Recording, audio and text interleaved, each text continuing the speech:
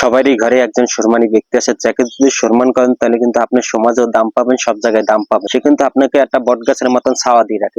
সেটাই হচ্ছে আমার বাবা। আমার বাবা মনে করছেন আমাদের বটগাছের মতন ছাওয়া দিয়ে রাখে। এই কারণে আমি এই নৌকাটা মনে করছেন আমার বাবারে কিনে দিছিলাম। জাল টল বাইতো আমার বাবা, আবার জাল অনেক বছর থেকে জাল বাইতো। তো এই কারণে আমি এই নৌকাটা কিনে দিছিলাম বাবারে। এখন আমি আবার যেমন কামাই রোজগার ভালো করি, তাই কারণে বাবারে বলতেছে যে আপনারা জাল টল বাওয়া লাগে। এই কারণে বাবা আর জাল টল পায় নাই। আমি চিন্তা করছিলাম নৌকাটা বিক্রি করে দেবো। এই কারণে বাবা বলতেছে যে কোনোভাবে নৌকাটা বিক্রি করা যাবে। নৌকাটা অনেকদিন থেকে পড়ে আছে, চিন্তা করলাম যে এক সাইডের কাজ যেমন খেয়ে গেছে, তাই কারণে আমি টিন টিন যদি লাগাই তাহলে আমি নৌকাটা দিয়ে চলতে পারবো। আমার আবার গরু আছে, গরু পালা লাগে, তাই কারণে আমাদের কথা হচ্ছে গ্রামের মানুষ দুই একটা করে গরু সবারই আছে, তাই কারণে গরু পাললে কিন্তু একটা নৌকা লাগে। নৌকা যদি আমি কিনতে যাই তাহলে মনে করছে অনেক টাকা লাগবে। তাই কারণে আমি ভাবলাম যে বাবার কথাটাই রাখছি। নৌকাটা যদি আমি সেখানে বাবার কথা আমার নিজের ই করে যদি বেশি চালাইতাম তাহলে তো হতো না, কিন্তু বাবার কথাটা মতন নৌকাটা রাখা আমার অনেক উপকার হয়েছে। সেই কারণে বাবাই এর জন্য নৌকাটা মনে করছেন কাঠ যেমন খেয়ে গেছে, তাই কারণে আমি চিন্তা করলাম যদি আমি টিন মেরে যদি করি তাহলে আমি বছর দুই চলতে পারবো। সেই কারণে আমি টিন টিন আইন নিয়ে সবকিছুই করলাম। আর একটা জিনিস কি, বাবার কথাটাই সবসময় কাজে লাগে। এই যে দেখেন বাবাই বল আমি নৌকাটা বিক্রি করতে চাইছি, আর যদি আমি সেকালে যদি বিক্রি করে দিতাম তাহলে আমার মনে করছেন এখন একটা নৌকা কেনা লাগবে।